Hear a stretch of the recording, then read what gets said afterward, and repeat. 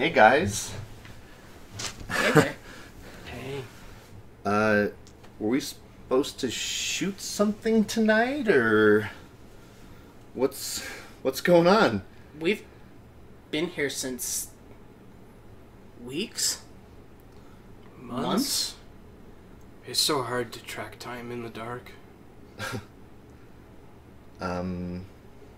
That's cool, I guess. What are you guys doing? Martin.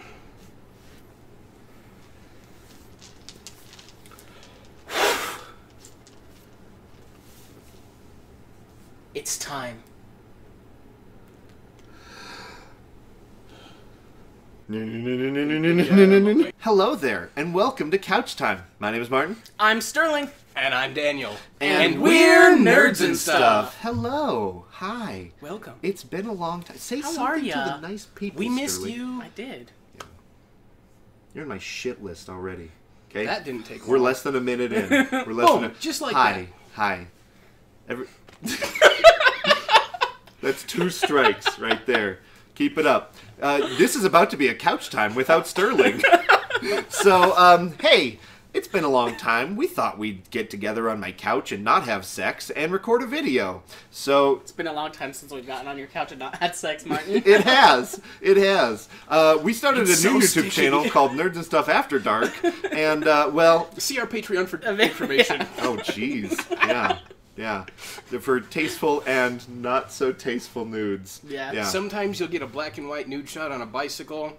Other times Sometimes- you just get a butthole that looks like a sun. Anyways, much hair. Today So much hair. Today we're talking about campaigns. Freckles. Hey, we're moving on. That's copywritten anyways. Not the name. The name is not. I can say Okay, the that's name. fair. All right, we're talking about campaigns Not today. assholes. Eventually. Well, I'm in some campaigns with some assholes, that's for sure. Yeah, there's 3 of them on the couch, figuratively and literally. Okay, can I talk about today's topic? All right, so we're talking about campaigns today, trying to end them, and desperately wanting to start new ones.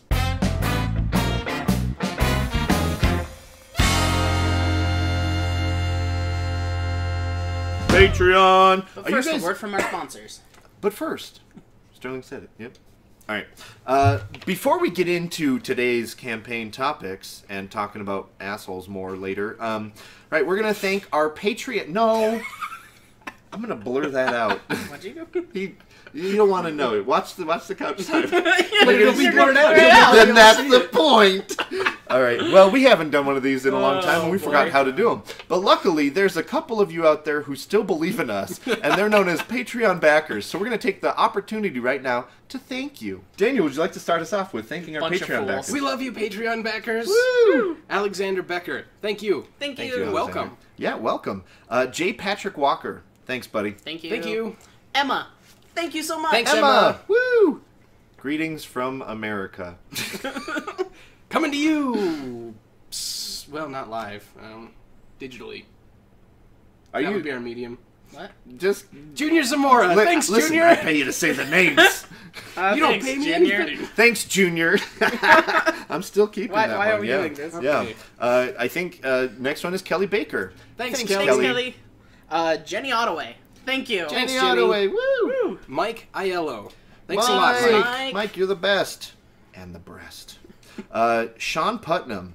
Thank you so much, Sean. Thanks, Thanks, Sean. Sean. McKenna Bailey. Thank McKenna. you. Thanks, McKenna. William Ullum. Thank you, William. Thank you, Thanks. William. And you have one more? Oh, yeah. Thomas Pribble. Thank you, Thomas. Thanks, Thank Thomas. you. And lastly, Daniel Sheldon. Thanks, Daniel. Thanks, Daniel. Thanks. I also want to take this opportunity real quick to mention Daniel Sheldon's podcast. He runs a podcast in the Hearthstone game made by Blizzard called Blizzlet. And it is a very funny They are podcast. very entertaining. Daniel has been getting into Hearthstone quite a bit lately because of that podcast. I am super bad at it. Yep. I but think I pretend. you're still the best at Hearthstone. I can't even Sitting on say the it couch? right. Yeah, I don't even know if I'm saying it right. But I love me some Overwatch and World of Warcraft, and I love Blizzard. Thanks, Blizzard. Thank you, Blizzard. Yeah, but check out Blizzlet if you are a Hearthstone fan. They're very fun. They cover meta content, stuff like that. So check them out. Daniel's a regular on the show. He plays on some of our one-shots, and I think I duped him into an upcoming campaign as well. So cool. So look forward to that. Yeah. Cool. Next, we have news. That's a Our news. private bulletin, nerds and stuff, still in operation. Apparently, we have a robot that reads news. In the future, news is read by robots for the most unbiased reporting. Yeah. Yeah. So, what? I have to go grab something, and it's not a dick. I'll be right back. Are you sure? Entertain them. Tell them about your move, Daniel. I bought a house. Tell them more about It's your expensive, house, Daniel. and home ownership is difficult, but it's rewarding. Tell I've them also- more about... About? Nope, that's right. Nope. Wrong. Nope. Hi! Oh. Look at this! Woo! It wasn't a dick. Woo! Yeah, it wasn't a dick. But, no. I'm not even gonna go there. Yeah, so this... There may be some on it. This cylindrical device is our new video camera here in Nerds and Stuff. It was bought and paid for by our generous Patreon backers. So I wanted to take this opportunity to thank every single person who's ever donated a penny to our channel, because when we started Patreon, we promised that everything donated would go back into the channel, and this has been our first major purchase. It is a very nice video camera that we are super excited to get started recording new content for you. Martin won't let me put glitter on it. Or stickers. I That was the glitter guy. Well, now Sterling's the glitter guy. But stickers Cool. will make it record faster. You guys sound like prostitutes when you talk about glitter this much, okay? No, sorry, strippers. Okay, I was like, Strippers. Yeah, how does prostitutes that are the apply? stickers. Yeah, Oh. yeah. No, don't ask follow-up questions. Yeah. Yeah.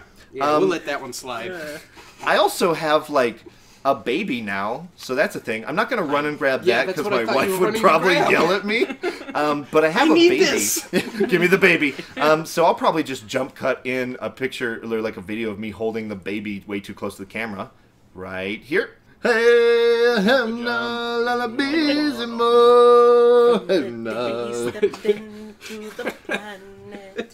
Aww, so cute. Super cute baby, Martin. Adorable. Thank you. Yeah, she was actually born on New Year's Day, which is really cool because when she's in college, they'll throw parties in her honor. Big parties. Yeah. Yeah. I was in a fraternity, so yeah, pretty Yeah. pretty stupid parties. Right. Yeah, so we haven't been producing a lot of content on the channel. So if you're a regular, you're probably pretty pissed off at us that like the first thing you see in your feed lately is a couch time. Boring. Am I Yeah. right? Nobody Yeah. ever watches Nobody Couch watches Time. couch time. It's just fat kids on a couch talking about stuff and dicks. If you don't watch Couch Time, you should. Also, you wouldn't have heard us Yeah, mocking you for not watching Couch so- Time. Yeah, you're If you balls don't- deep in couch time. Spoilers. If Sorry, you go. don't watch Couch Time, how are you here? Oh, you're overthinking it. Yeah. Just tell balls jokes or dick jokes, but no butthole jokes. Penis. Thank you. Hey, hey. All right. And lastly, oh yeah. So going on that, we've been kind of dead air on the channel for the last couple weeks. It's been really crazy lately. Like I said, I have a newborn daughter named Zoe. She's pretty cool. I think I'm a little biased, but she's pretty cool. 9 out of 10 people agree. Super cool. Would loan her money. The other one is Daniel. I thought it was Mups. That's fair. Mups doesn't agree. You would because he's listening loan on my all Boston these- Terrier money? No, He would use spends it it on hookers. no stickers and glitter. Yeah, hookers. Right. Another reason. So we've been desperately trying to schedule the last of Legacy of Ash Yeah. because we haven't been playing it lately, and that breaks my heart every fucking minute of the day. Truth be told, there's been illnesses, there's been children, there's been moving to different cities, there's been getting married recently, asterisk. There's School been is still a thing for half school. our I work career. at a university, and so April and May is just a shit show for me and my schedule. And to top that all off, right when I came back to work from paternity leave, and I decided to be active in a play for my first theater experience ever. And Daniel Sheldon, who we talked about earlier doing Patreon, wrote and directed the play and is directing the play. So that opens Soon.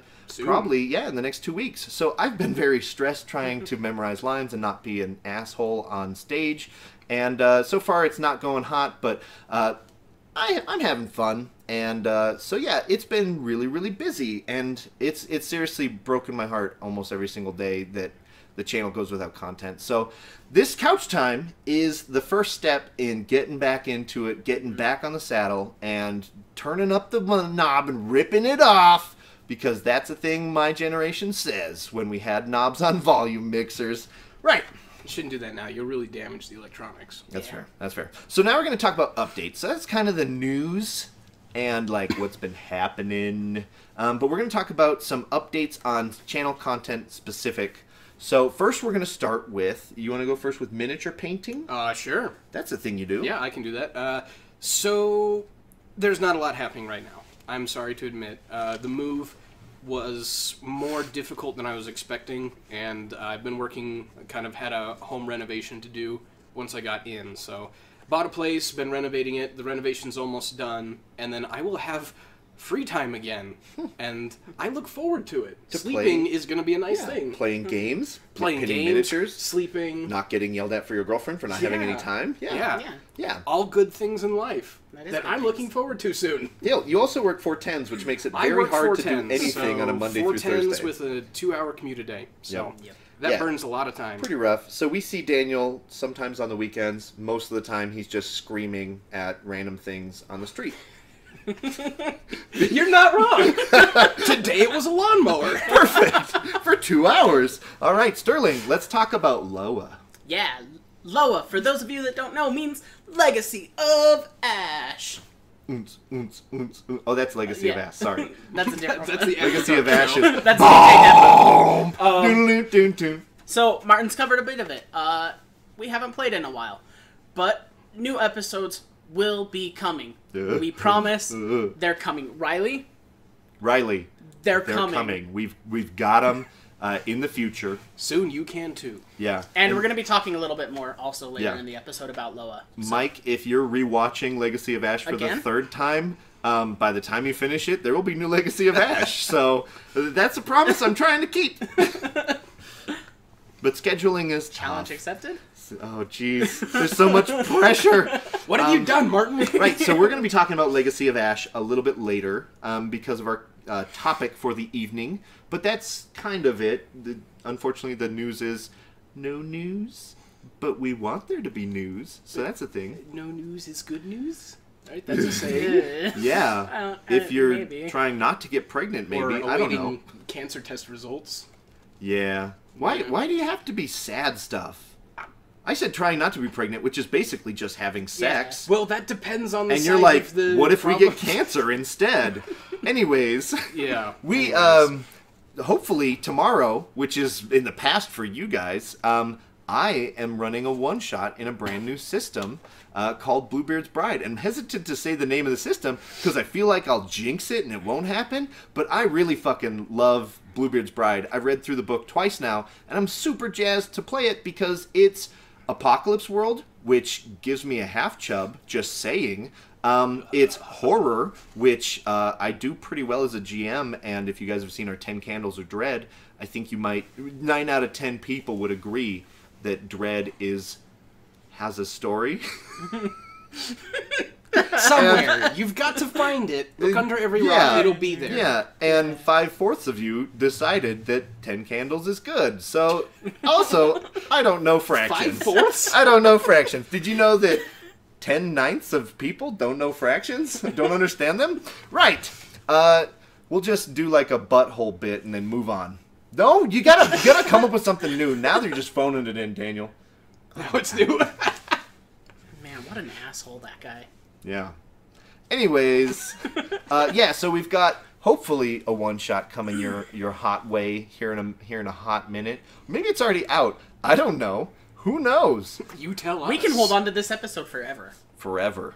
We'll Maybe release it this. never sees the day. One day, one of us won't be here, and then we'll release it, and it'll be like a homage to them. This would be a pretty sad memorial. What if you got cancer for saying that thing about cancer, and then you die, and then we release this? Happy I have And your health legacy, insurance. your legacy is, you know, That's fitting. that's fair. Yeah. That's Yep. Daniel. It's all I He expect loved to leave that behind. butthole bit quite a bit. That'll be on your tombstone. He Yeah, loved that butthole. he loved. Sure. And then we'll have Gary Busey's face below that tombstone. Oh, man. All right. Right. Yeah, we're probably long on time already, so let's get to the topic at hand. Campaigns! This is where I think about putting words up on the screen, but I'm going to be way too fucking lazy to do it. You put them above my head again. Just like the Cover everything over here. The t-shirts, but then you have to be scared of the word campaign above you. But the best part is I'm not going to put the word above you. You're just going to look like an asshole. But now it'll be right now! Sucker, this is the joke. All right. Right. Campaigns. So there's going to be 2 parts of this topic. That's a lesbian joke. Right. It's just nice getting the band back together. Right. We're going to be talking about campaigns. And one of the biggest things that's been looming over us for the past couple weeks, if not months, is that Legacy of Ash just finished its second to last chapter. And we have one more chapter left in our saga of our Edge of the Empire run of this game. We are going to Hut Space. Spoilers if you haven't seen Legacy of Ash. If you haven't, well, we're going to be talking a little bit, very vague, about the finale kind of stuff. There will not be any heavy spoilers. We'll be talking about generalities. So if you're like shitting your pants right now, trying not to get Legacy of Ash spoiled, then I'd recommend finishing this video on the toilet. Or changing your pants, because they're already shat. Right. Shat? Yeah, that's the past tense of shit. Past tense. Yeah. Yep. Shitted? I shat myself. Yeah. You didn't. You shitted yourself. You just got knowledge dropped on you, math is my specialty, not English. Listen, you just got math dropped on you. Math. Math. Oregon math. That's a throwback to Echoes. Right. Talking about campaigns, because that's what we're here to do tonight, and we don't want to waste your precious time. Why'd you click on couch time, you dumb son of a bitch? All right, here we go. We're ending Legacy of Ash soon, so we're going to talk about that a little bit, but we're going to talk about ending campaigns as a whole. Right.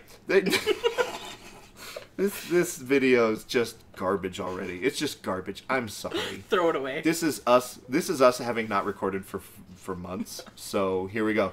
We miss this as much as you guys do. Right.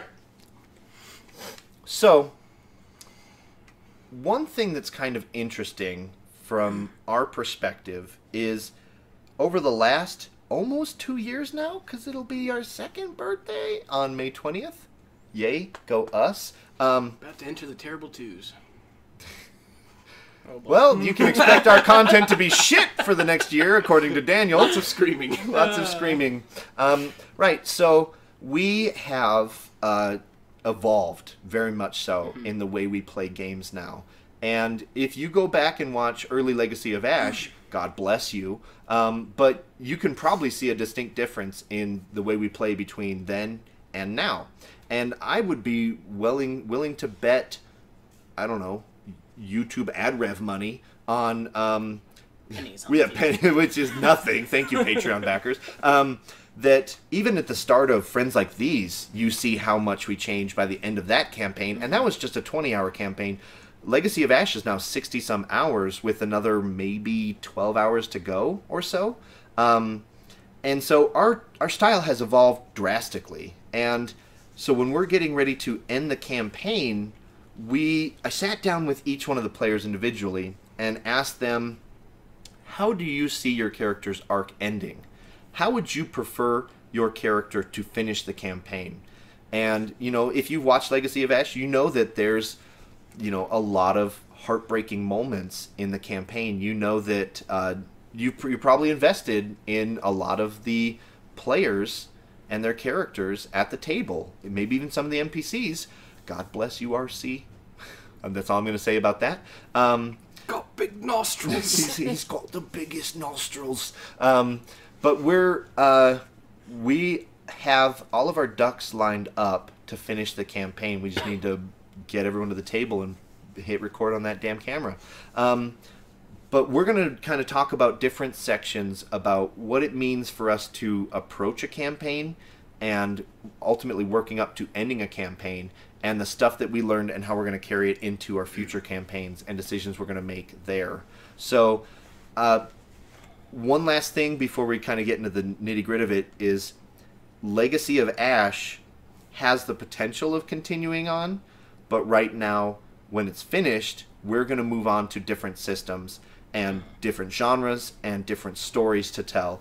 And in time, if there's enough interest and if there's enough foundation for us to return, and if we miss it in time, when we miss it in time, we have the opportunity to come back with the way I'm structuring the finale and stuff like that, to come back and revisit this universe that we've built over the last 2 years, really, or that we've helped build within the Star Wars universe itself. Right. So I'm going to turn it over to Sterling.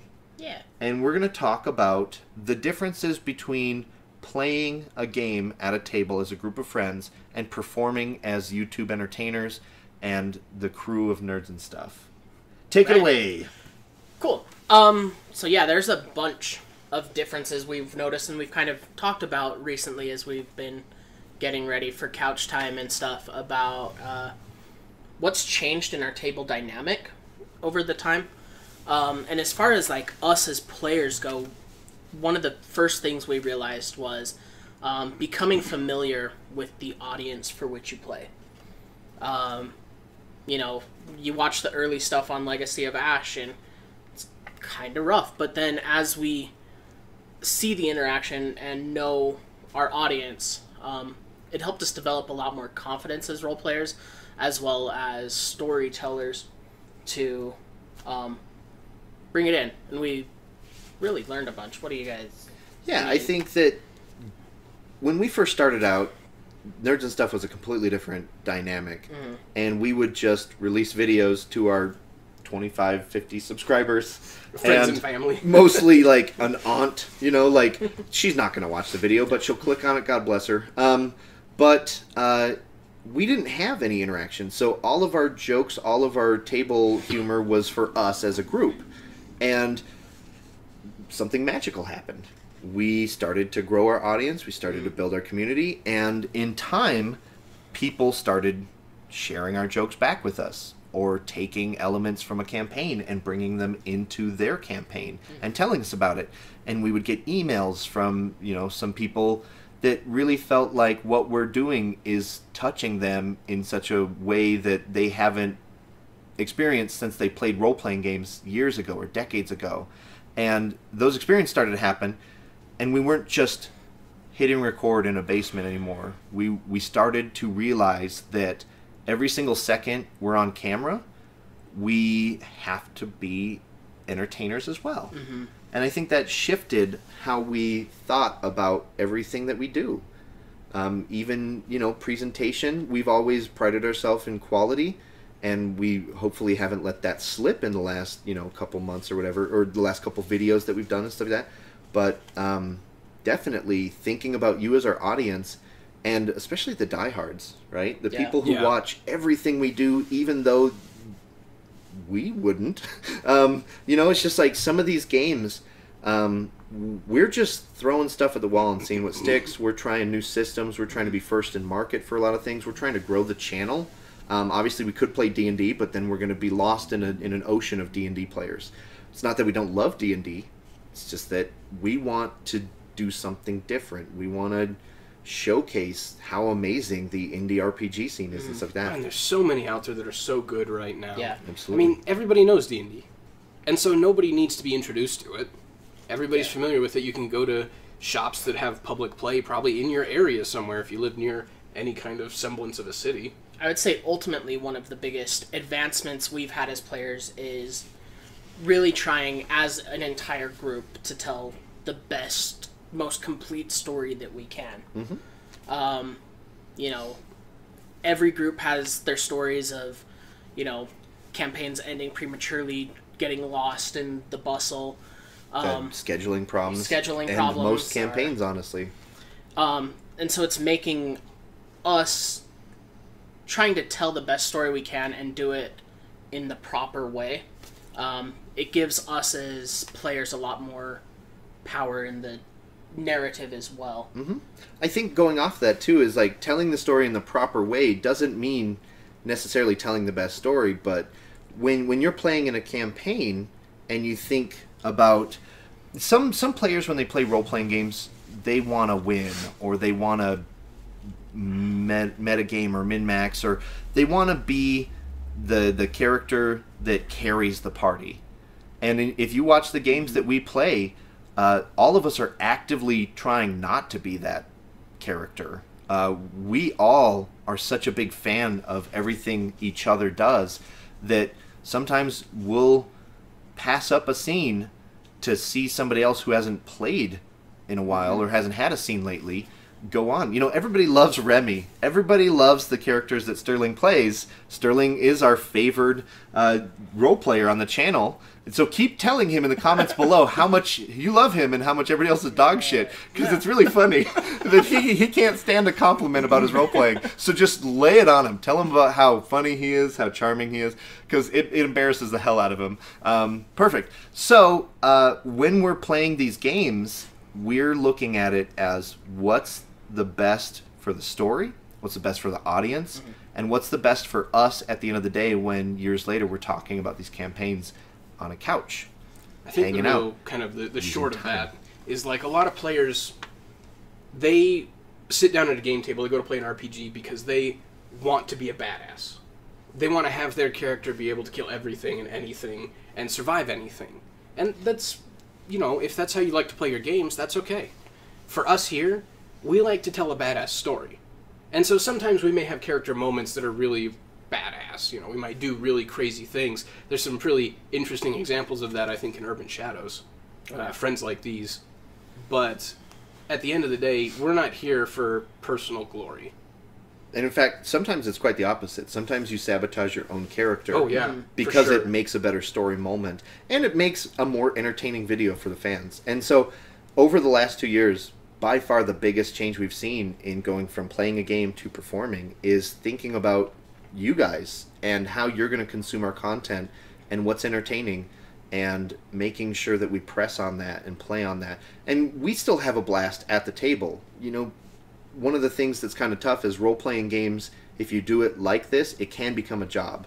And you can get kind of worn down by it, and you can get burnout. We've all had burnout working on this channel. As much as we love it, it's still tough sometimes. When back in the day when we were releasing like 3-4 videos a week. Oh, yeah. That was a gauntlet, but we were doing it because we were so full of love. And we're still full of love.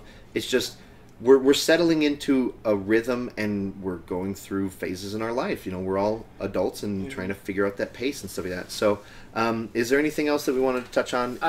Just to kind of expand on the sabotaging your own character thing, there's a term that we've developed among our group. That's my dogs. Yeah. A term we've developed called pushing the button. And I think that is the biggest thing that we've done as a group, is developing a trust where we know when Martin puts something in front of us, it's for a reason. It might maybe not always for a reason, but it might screw Sometimes your it becomes a character reason. over. It definitely sometimes screws your character over, but it makes for one hell of a story. And well, yeah, I think coming from you, if you've seen Friends Like These, you understand Calvin's life. And the thing is when you have trust at the table, you can do so much more. And it doesn't have to be blind trust. We all question each other sometimes, and like, okay, that'll work. I'm not sure where they're going from this one, but let's see where it goes, right?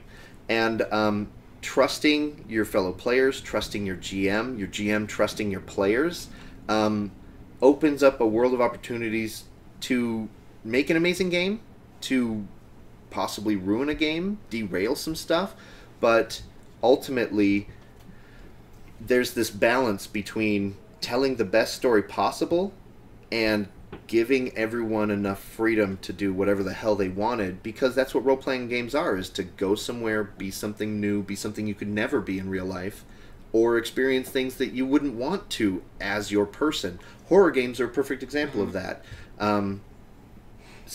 They put you in a situation where you as a player can be creeped out, you as your character is in danger, in a safe setting. Very much like watching a horror movie, right?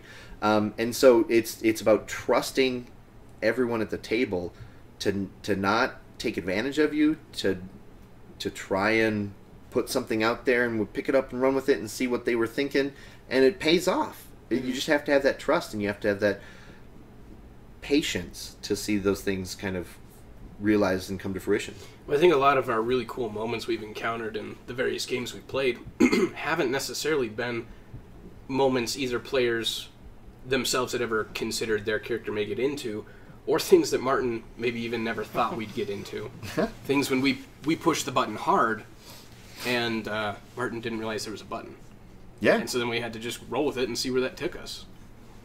Yeah. That leads to Martin and Sterling yelling at each other across the table in character. And then hugging it out afterwards, because Yeah. it was really powerful. Right. Is there anything else we wanted to touch on? Perfect. All right. So the next thing, Daniel has prepared a couple notes on presentation and what goes into us sitting at a table with a camera aimed at us and how that changes how we play as well. We talked a little bit about performance and realizing that it's not just us at the table, that there's an international audience watching us. And now we're going to talk a little bit about keeping it professional and definitely having a clean presentation, especially where we're not playing online, where we're not just floating heads on a camera. You might not be able to see some of our facial expressions, so we have to worry about those dynamics as well. Well, I think probably one of the biggest things for us would, I guess, when touching this subject, I think a lot about where we used to play games 4 years ago or so. I think I've been playing games with Martin for, what are we at, 7 years now? Something. And Too so, long. Yeah, it's Too long yeah, with this guy. It's a very different game. One of the big things for us are the inside jokes. We used to sit at the game table and reference obscure things that happened campaigns ago. And, you know, a lot of that, I guess we still have these inside jokes, but they're inside jokes that are now inclusive with you guys. So, like, when we mention something like sometimes friends shoot friends, you know what we're talking about. And that's a joke that we keep and we perpetuate. You guys bring it up, we bring it up. You know, it keeps the cycle going, but we don't just stop at that. We always try and create these new moments. Droid Cannon specifically is still funny. And it will be. It will be for a long time. But it's changing the way we do inside jokes. You know, we can circle jerk all day, but if we can get you guys getting in on this double Dutch rudder action, then it makes the jerk more fun. We never imagined Bango would be like a huge character Or anything. Yeah. But even today on like our Facebook page, there was a Bango joke brought up. Yeah. And Bango was a crowd favorite. just ridiculous. He wasn't even supposed to be a character. It was a name off a whim as an inside joke outside of Legacy of Ash. And one moment where I pulled the trigger on something dumb for us has now catapulted and like Something dumb for all of us. hey, we can all enjoy a dumb Bango joke now. Deal. So another big thing is, I guess, it really just wraps down into, like, table distractions. When you're playing a home game, you may eat during your game session. You got snacks. I mean, I would encourage people to have snacks while you play. It makes it a more fun experience. I miss snacks. I miss snacks too. So you got your snacks and, like, your phones. We just try to eliminate all of those distractions because you don't want to see, like, us get a random text from somebody and then type it out and then now we're behind in the story. Or you don't want to hear the potato chip bag crinkle and crackle or, you know, reaching into a bag of candy. Like, that's just something that can fall by the wayside so that we can make a better game experience. That's a heroic sacrifice, honestly, It because is. snacks at the table is like D&D. It's like role-playing game iconography, right? Whenever you see a D&D scene in any kind of movie, there's cans of yeah. Mountain Dew and, like, They're eating Twizzlers. Yeah. Roll a Cheetos, Funyuns. There's a song about D&D. It says Funyuns and Mountain Dew. Like Coke. You get your Coke and... Yeah. Yeah. So that's definitely a big aspect of it, but it's coming back to that presentation. You know, we play for an hour and then we take a break. We cycle recordings, and then we, you know, have a couple snacks and stuff like that. But we don't want that clutter there because it's distracting for us. It takes away from our performance. You know, you can't really do a character's voice if your mouth is full of chips. And one thing you'll notice too is, like, as a GM,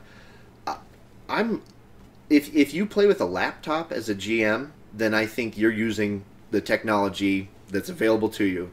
I don't want to bring that to nerds and stuff because it takes away from me as a GM. If I have a screen in my face, I don't have my players' reactions in my eyes. I don't see that stuff. So I handwrite or I type up and print all of my stuff, because if I look at... Now, Sirenscape is different because it's the app and it's trying to build immersion and stuff like that. But generally, the more I have myself in the game, myself worried about what my players are doing, the better experiences we're all going to have. And as a GM, that falls on my shoulders to be that filter point. And so, like, if you're at home and you're having a lot of problems with your players not taking the game serious and stuff like that, this might be some of the things where you think about making it an event, right? You still want to have fun, you still want to play your games, but making role-playing night an event that people look forward to, that people can put their phones away. That's half the fucking battle some nights. Is just staying in the moment, staying in the game, making sure that everybody's there to respect each other's time. And for us, we have so many more people at our table, at that empty seat at the end of the table, that we don't want to waste your time. And yeah, so we want to keep it clean and crisp and all that other stuff. Kind of doubling down on the wasting time, something that we used to do, but necessarily we've cut down on a lot, is combat.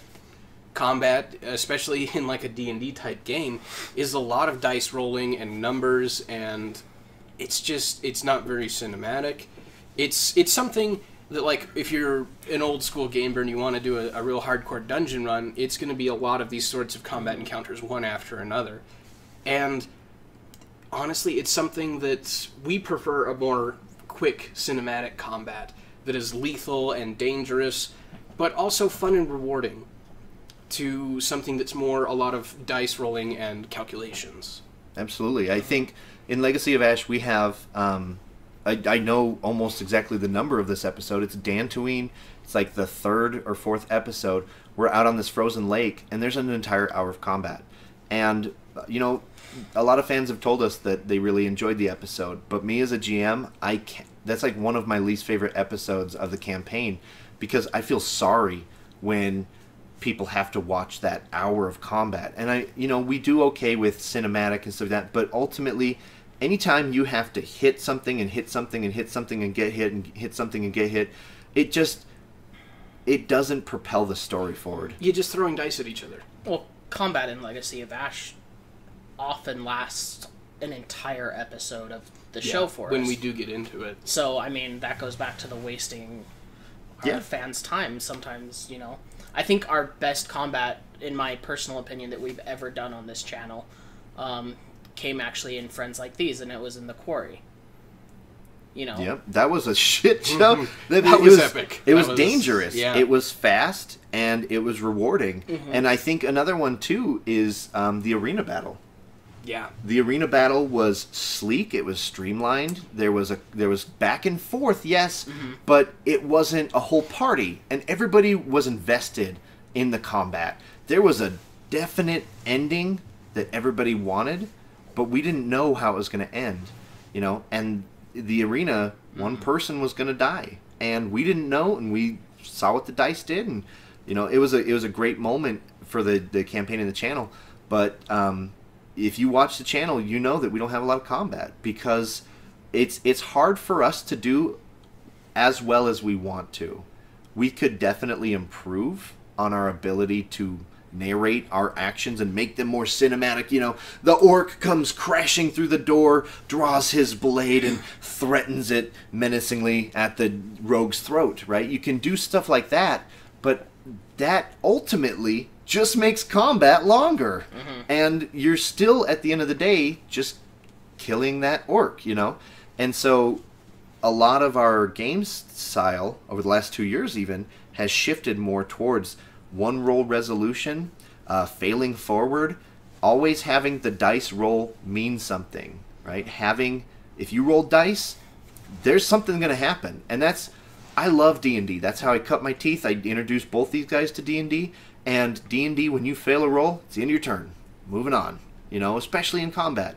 And I think with all the systems that we're wanting to bring to the channel, when you fail, something bad happens, and we progress the story forward. Yep. And I think a very important point is that just because maybe we've toned down combat doesn't mean we've cut out dice. Like, it's very important. We're still playing games. Yeah. At the end of the day, these are still games. And it's still important for dice to happen. Because sometimes dice can do stupid things and you lose an arm. But that's a part of the game. That's how you incorporate the random things in life that can't be played for, or can't be accounted for. Mm-hmm. I mean, Martin didn't plan for Bruto to lose an arm, probably ever in the campaign. I don't care about those things. It happened, yeah, and we rolled with it, and it became kind of a small mini arc. Bruto the sex slave. What was that planet? Magos. In Hapen Space. Damn, that was a good episode. That was whole episode. Watch that it. was good. So good. So good. All right. What else do we got? That's pretty much it. I mean, Perfect. we covered a lot of the big points. Yeah. So going back to the original idea, right? When we're getting ready to end this campaign, especially talking specifically about Legacy of Ash, I sat down with all my players and I said, how do you want your character's arc to go? And obviously, if you watch the campaign, Remy's character is pretty important to a lot of the main story and where it's heading, right? So Sterling and I have been working for months on how we're going to see Remy continue to develop. And, you know, you've seen him go from this brash, arrogant pilot to this kind of person who's lost a lot recently. Mm-hmm. And he's darker, he's still charismatic and funny, but you can see the workings in there for a couple different endings. You know, we're talking about Bruto, and even back as far as episode 4, Hope's Light, he's been talking about a man's gonna have a code. And when I sat down with Daniel and talked about Bruto's fate, we're talking about what Bruto needs out of the final chapter and what we're gonna see, and resolving these secondary arcs, talking with Jenny, talking with Kathy about how we want to see these characters portrayed and finalized in our Edge of the Empire campaign. And so a lot of the stuff that's coming up has been prepared. You know, we've talked about, you know, one of my players said, I want my character to die. And so we said, okay, let's figure that out. And so I as a GM, I'm not going to write your story for you. But if you tell me that you want something to happen, then I'm going to do my best to make sure that it's incorporated in the story, because this is your story too. And this is everybody's story, and it's your story too. Tell me how you want Legacy of Ash to end, and then we'll get a good laugh out of it, and we'll say, nope, that's dumb, and then we'll do the thing we planned. But you may be right. But that's the thing too, is like, we've been at this for 2 years, 60-some hours, and if you guys aren't excited for Legacy of Ash, and you've been watching it up till this point, if you're not excited to see the finale of it, then clearly we haven't been doing something right, and I don't know what you're doing watching 60 hours of content like that, you crazy person. They watch it like wrestling fans. Oh, we just watch it just to hate it. Just to hate it. Remy, that son of a bitch, he should have married Bria. And now nobody gets to. Right, so... Spoilers. I don't know what you're talking about. That could be a million different points in the campaign. Right. Spoilers. So when we're talking about Legacy and ending this campaign, we've talked about the big things we want to hit. I asked, what secondary arcs do you have? What secondary arcs do you have? How do you want to see this come to conclusion? And we did the same thing for Friends Like These. And ultimately, I honestly think that Friends Like These is the best thing that I've ever ran as a GM. To see those 20 hours come to what they did and what it did to us as players, as people who are storytellers, it's just been amazing. And so we have this plan in motion, and what's going to be even more incredible for us and you guys as our fans is seeing how we continue to evolve when we end that campaign and when we start new campaigns in different stories and different genres, and the decisions that we carry over, the jokes that we carry over, and most importantly, we're truth be told, scared about ending Legacy of Ash. You know, some of the other channels that we love, that inspired us to get into this market, the podcasts, the streams, they've been doing the same thing for years. Mm-hmm. And for us to end Legacy of Ash the way we're going to do it and not come back to it right off the bat is terrifying. It's uncharted waters, and we're expecting that some of you might not make it to our other content. And that breaks our heart that you might be only watching for Legacy and not willing to take a chance on Urban Shadows or some of our one-shots or anything like that. But ultimately, us as players and me as a GM, every single system that I play, every single new thing that I experience makes me a better storyteller. I cannot sit here and tell you that in the last 2 years I haven't grown as a GM and as a player. Mm-hmm. And I think bringing these new stories to the table, telling stories in new genres are going to continue to take what we do and make it better, so that when eventually, if we ever do come back to Legacy of Ash for an Age of the Rebellion campaign or a Force and Destiny campaign, we're going to be even better at what we do.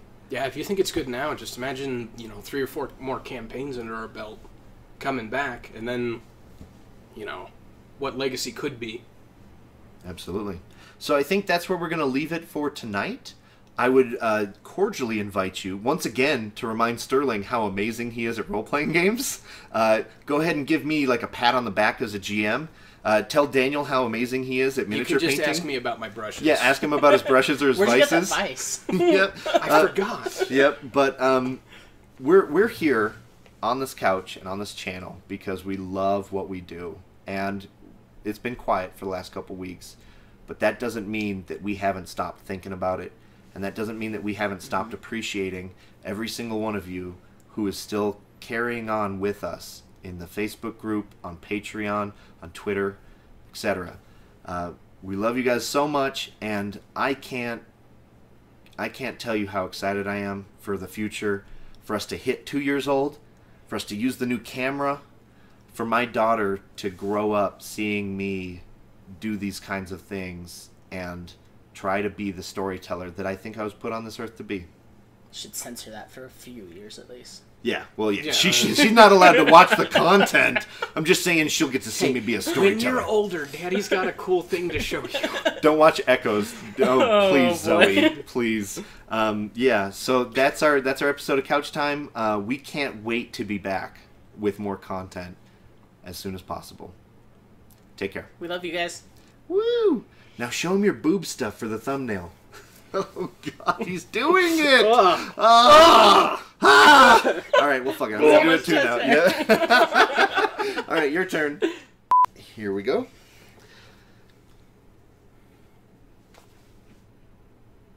Hi! I'm just doing surprise face forever. Hello, my name is Martin. I'm Sterling. And I'm Daniel. And we're nerds and stuff. I don't like it. I don't like it. I don't want it. My half chub went away. I usually get a half chub when we say nerds and stuff. Hi, this is Couch Time, and I am Martin. I'm Sterling. And I'm Daniel. And we're nerds and stuff. I fucked up. Hello. I don't know what that was. Well played. I drank a lot of Pepsi. All right, here we go. For real this time. And gratify. Anyways, hi. We haven't seen you in a long time, and we miss you. Camera hug. That's just for me. That's just from me to you. These guys can fuck off. I think we're good. And scene. Whatever. It'll do. Nerds and stuff, am I right?